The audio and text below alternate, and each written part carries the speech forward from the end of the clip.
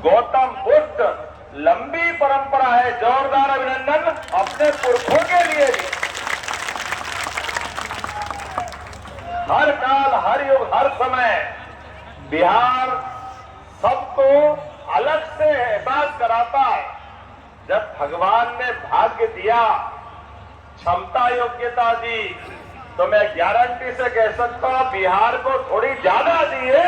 जोरदार अभिनंदन करो।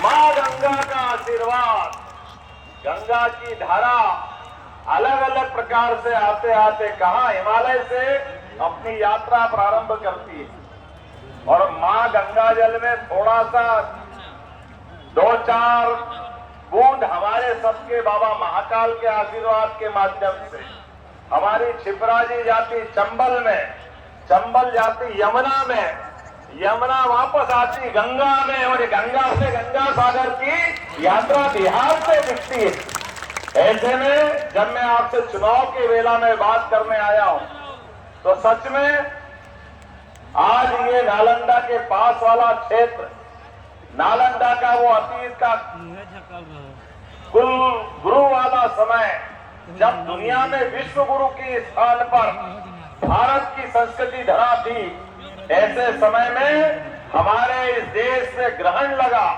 और ग्रहण लगा हमारी सनातन संस्कृति पे।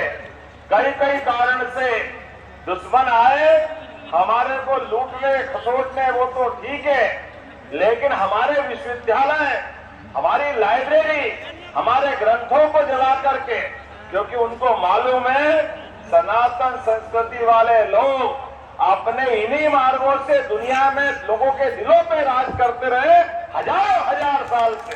ये गौरवशाली परंपरा हमारी रही है। इसलिए आज जब मैं आपसे चुनाव की बात करता हूं, हमारे चुनाव चिन्ह देखो, ये अपने आप में सारी कहानी बता देते हैं। हमारे बीच में दिवाली आई रही है, मीरा दीदी ने बताया, हमको मालूम है जब दिवाली के दिन लक्ष्मी जी का पूजन का आपको चित्र नहीं मिले, भगवान माता की मां लक्ष्मी की प्रतिमा नहीं मिले, तो केवल कमल के फूल को स्मरण कर लो, पूजा कर लो, सब काम फटे हो जाता। और पूरे देश ने इस तरह से इस बात को अपना लिया। जब वनस्पति में अगर मां लक्ष्मी ढूंढोगे तो वो कमल के फूल में ही मिलती है, कमल के फूल को छोड़ के कहीं नहीं जा सकती। और जब लक्ष्मी आती है तो हमारी तो परंपरा इतनी अच्छी है, देवी देवताओं की परंपरा, मातृ संस्था को नमन करने की परंपरा। हमारे तो देवी देवता भी अपने, जब तक सीता नहीं बोलो तो राम जी आशीर्वाद देते ही नहीं है। बोलो सीताराम। हमारे देवी देवता राधे श्याम।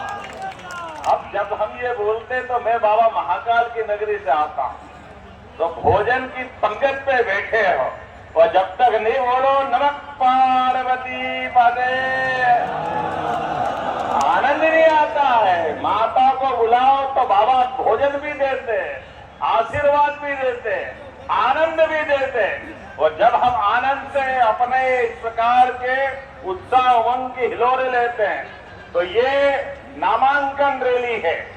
इस नामांकन रैली के माध्यम से ये केवल बिहार का चुनाव नहीं है, यशस्वी प्रधानमंत्री भारत को दुनिया का सर्वश्रेष्ठ राष्ट्र बनाने के लिए लग रहा है। जोरदार अभिनंदन यशस्वी प्रधानमंत्री नरेंद्र मोदी जी। उनके उस संकल्प की पूर्ति के लिए हमको सबको कमर कस के तैयार रहना है।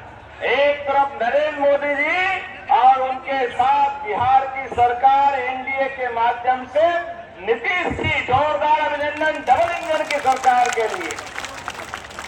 बदलते दौर में बिहार बदल रहा है लगातार एक के बाद एक। और मोदी जी जब से सरकार में आए 2014 के बाद तो लगभग 15 लाख करोड़ से ज्यादा की सहायता बिहार को मिली। जोरदार अभिनंदन करें, बिहार बदल रहा है।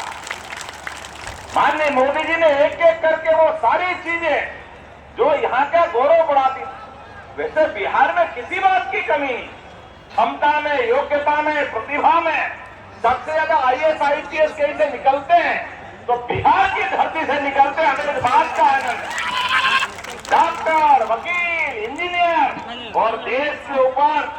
कभी ग्रहण लगे प्रजातंत्र के ऊपर, तो महात्मा गांधी का चंपारण अभियान, चंपारण सत्याग्रह से लगा करके जयप्रकाश बाबू का हमारा मीसा के समय का किया गया आंदोलन, जोरदार अभिनंदन को बिहार की धरती से पूरी दुनिया में भारत का लोकतंत्र अगर गौरवान्वित होता है तो बिहार की धरती से होता है। ऐसे में जब चुनाव की तरफ हम बढ़ रहे हैं, कोई बात नहीं अनिल जी, आप 2020 में थोड़े से 19 से रह गए, अब की बार ब्याज सही चुकता करके पुराना भी हिसाब करेंगे, कोई बचने वाला नहीं है। ये जिस प्रकार से यहाँ नामांकन के बाद उत्साह उमंग आया और ये आना भी चाहिए। अब हम सब याद रखें, इस नामांकन रैली के बाद हमारा सबका परिवर्तन नहीं हो रहा। जैसे लोहा जैसे पारस के पास जाए वो सोने में बदल जाता है, ऐसे हमारा प्रत्याशी हमारे साथ आए तो हम सब प्रत्याशी हो जाते हैं, हम सब अपने आप में परिवर्तित हो जाएंगे। हम अपने आप में इस विजय अभियान की यात्रा करने के लिए जब आगे बढ़ेंगे तो हम में से नीतीश कुमार, चिराग पासवान, अनिल सिंह, नरेंद्र मोदी सब हम ही हैं। हमारा चुनाव चिन्ह और चुनाव का दिन दोनों बस सामने रखना है, इन दोनों से हमारी बात बनेगी।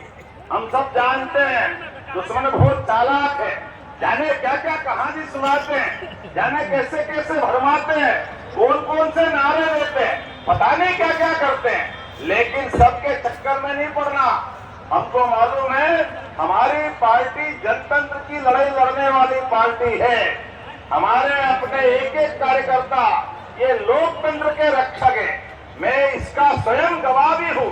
मेरे परिवार में कोई विधायक नहीं, कोई मंत्री सांसद नहीं, मुख्यमंत्री का तो सवाल ही नहीं। ये मोदी जी जो कहते हैं सबका साथ सबका विकास, ये अपना जीता जागता प्रमाण है इस बात का। ये हर गरीब के, हर किसान के, हर युवा के सबके लिए संकल्प को पूरा कराने वाली मध्य प्रदेश